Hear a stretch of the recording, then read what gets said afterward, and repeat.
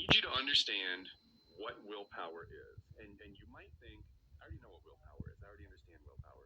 Most people don't. I mean, I don't know who you are specifically, but most people don't understand how willpower works. Willpower is what we use to engage in activities that are not our preferred activity from the available options at any given time. I need you to understand that willpower is finite. You don't have unlimited willpower. And so, no matter how motivated you are, how strong you are physically or mentally, at some point, if you fight too many battles in a day, your willpower runs out.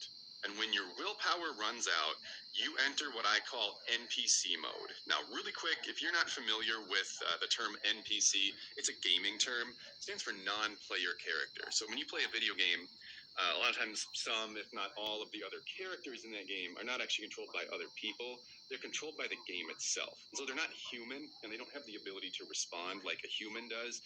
They just sort of respond in these pre-programmed, predictable ways. They can't really think or reason, and they're just driven by this coding inside of them. When we are out of willpower for the day, when we are exhausted and depleted from all the battles we have been fighting, we enter a similar mode where we can't really make any more decisions or inhibit behavioral impulses. Often the last few hours of our day, and that may be more for some of you right now, and that's okay, we just sort of enter into this path of least resistance mode where all we really feel capable of doing is maybe like watching TV, gaming, scrolling social media on your phone. Anything that involves more willpower, more effort, more thinking than that, we don't have anything left by the end of the day. So that's willpower. We're going to return to that in a little bit. But the other thing I want you to understand is your inner ecosystem. This might sound a little cheesy, but bear with me. There basically is an entire world living inside of you. So if you were to really consider all of your physical processes, all of your thoughts, all of your feelings, all of your memories, and how they're all constantly interacting with and reacting to one another, it's its own world. It's like a galaxy inside of you. It would absolutely floor you to actually see it all. Like if you could really look inside your body while it's functioning, or see a monitor of every possible function or process inside of you displayed on like an IMAX screen, you would not even believe how much is happening inside of you. One thing that is happening near constantly is a process called behavioral inhibition. You are drawn more towards certain activities than you are towards other activities.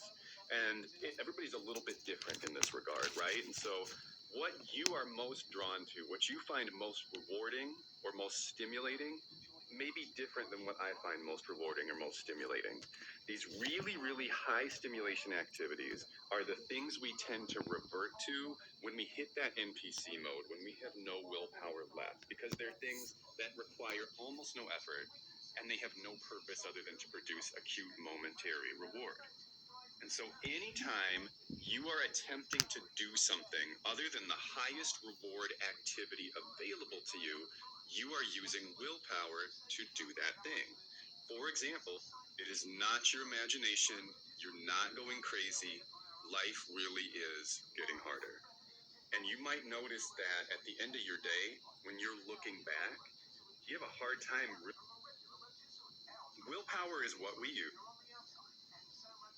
Would be to like go play a video game, for example. So if you imagine a 10-point scale of the stimulation of the various activities that are available to you, 10 being the highest, 1 being the lowest, chances are the really, really high stimulation activities, the things that you find yourself just drawn to, maybe even subconsciously, you may or may not actually be thinking about doing these things all the time. But when you have downtime, when you have in between time, when you're not consciously choosing what to do with your time, what are the things that you find that you keep going back to over and over and over again? Those are going to be like your 8s, your 9s, and your 10s on this scale. And what you probably notice is that they are mostly activities that have no purpose other than to produce an acute feeling of excitement or engagement or pleasure. They don't really do anything beyond that. A lot of the activities that do produce long-term benefit in your life, so things like going to work, going to school,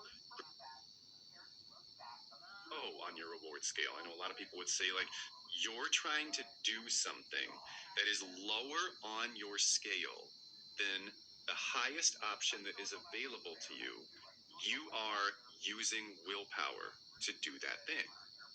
The amount of willpower that you have to use to do that thing depends on how wide the gap is between the highest stimulation activity available to you and the one you're trying to make yourself do.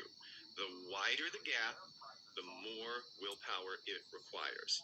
So, for example, let's say before I hopped on this Zoom session to record this video, let's say I was gaming, playing a video game. Gaming is really, really high stimulation, but it's less stimulating than a video game because in the moment when I'm recording this video, there's no feedback. When I get it, basically.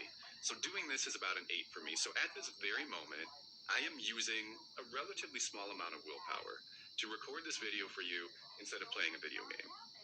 If I was trying to get myself to go fold laundry while I was, and so I don't have to spend willpower.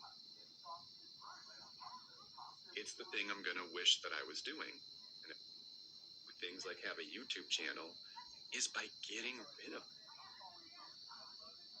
We will keep working on this until we make some headway for you. I hope this was helpful.